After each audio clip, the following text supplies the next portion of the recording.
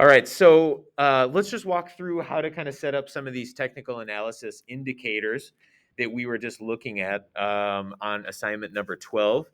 And so I was going to use this example because this was one company that just recently sort of came into my radar that I had been looking at investing last year, but I didn't like the fundamentals of it. So remember, we went through fundamental analysis, some of this different stuff on the income statement, balance sheet, and cash flow statement to decide whether or not the company looks like they're worth investing in. And this company that I was looking at is called Enphase Energy. They make solar inverters or inverters that help turn solar energy into energy that you can actually use to charge things. And their financials were all over the place. Like I did not see 10 years of consistent revenue growth. I saw massive growth in like the last year and a half, pretty much. All right. And I didn't see a healthy level of debt necessarily. They had a ton of debt. But again, solar companies just kind of have a whole lot of debt. And so I wasn't sure.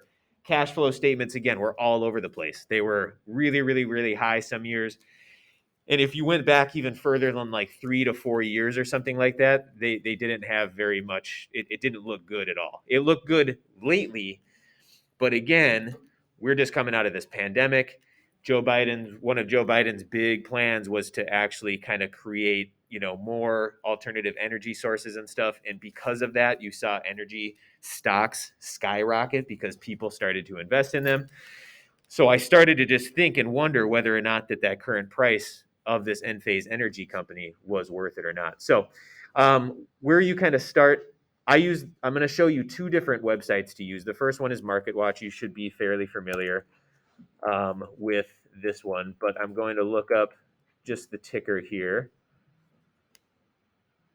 Come on. And the ticker for that company is ENPH, Enphase Energy. Come on, pull down.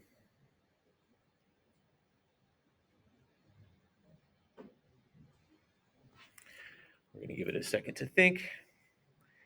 And so this stock just recently came back up because they were recently trading. So they're trading at $140 per share.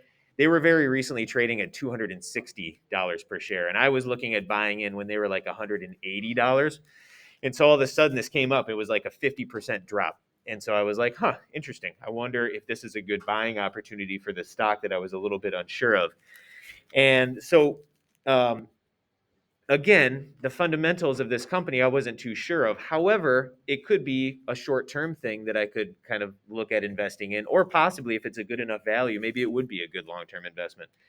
And so to kind of get an idea of whether or not it might be a good time to buy, we can look at this thing called technical analysis. And so some of the things that you guys looked up, I had you guys look up only three of the many, many, many, many different technical analysis indicators. We looked at RSI, we looked at simple moving averages, and then we looked at trading volume. And so to set this stuff up, I like using MarketWatch. You would just go and search up your company. And then down here on the tab, click the charts tab. And it's going to pull up some pretty complicated graphs, but we can kind of edit what we look at and what we see. And so we'll wait for our good friend MarketWatch to think. So the first thing that I'm going to do is keep simple moving averages. So we have all these graphs, but I want to edit this to just show what we're looking at. So we have simple moving average, volume, MACD, which we're not going to look at. That's something similar to RSI that you could actually do. But anyway, we can leave this other stuff here, the dividends, earnings, and splits, because that doesn't have any impact on the two graphs. So the first thing that I'm going to do is I'm going to add RSI, and that lives in this lower charts area. And I'm going to scroll down to relative strength index. And I just want to add that on here. And so now I have this other graph that just got added on that shows me the relative strength numbers there. The second thing that I want to do is change my simple moving average. And I said that we want to look at three simple moving averages. You want a more short-term one and a more long-term one. And so I'm going to hit edit. The 50-day is one that I want on there. That's represented by this blue or this black line right here. But I want to add two more. I want to add a 20-day and I want to add a 200-day on there. So I'm going to add three so that I have 50, 20, and 200.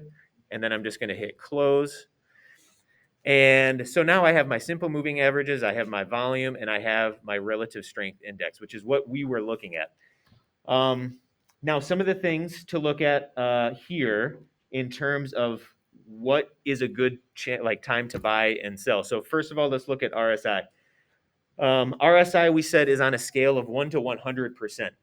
And typically, anything less than 30, sometimes 20, if you want to be more conservative, is considered to be oversold.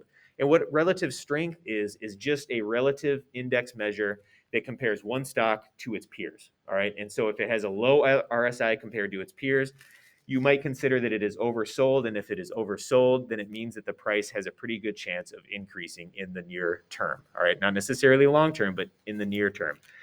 So we're looking for a low RSI because that's a good chance to buy. If you want to buy in, you want to buy low so that you can then sell high. Anything over 70 is considered overbought. So if I'm looking at buying into a stock and I'm looking at a 70 RSI or above, that's going to probably be too expensive. And I'm going to be either not buying it, or it could be a good opportunity to short sell that stock because it could mean that the price could drop. And one way for an investor to take advantage of a sharply dropping price would be to short sell it, right? You guys learned about that in the stock investing unit. Anything in between 70 and 30 is considered neutral. It's not necessarily a measure that we're going to look at then at that point. We can look at the historic trends, but whatever. So let's see what end phase energy is doing. So this line down here is the simple or the RSI. And as you can see, it sort of highlights it and it tells me the actual number right there. So not too long ago, in the middle of November, the RSI was at about 70 overbought. And that's when it was at its previous peak. So even just like a month and a half ago, it was trading at $261. As I track this, the RSI is going down, so is the share price. And then in the last few days, we've had a sharp drop in price indicated by this last little bit of the graph. And now currently today, my RSI is 19. Seems pretty low, right? So that means it's probably a pretty good indicator that it's oversold. I like that number. If I'm thinking about buying into a stock and I see a 20 RSI, especially if it's a really good company that you like, heck yeah, I'd pull the trigger on that for sure. That's a really good low RSI. It's probably going to rebound. Now, how can we confirm that? With a few different things. And one of the big things is looking at these moving averages. So we like the RSI.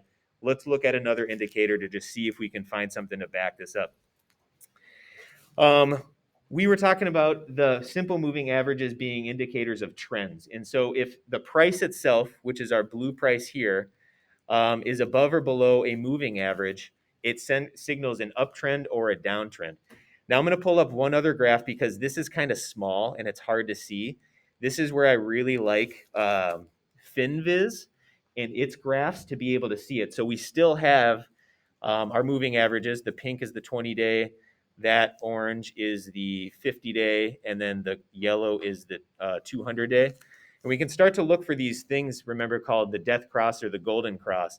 And if we just look at historically, this point right here, we had our lower moving average crossing above our higher moving average or our longer moving average. And that is what is called a golden cross. That's right at that point. And look what happens.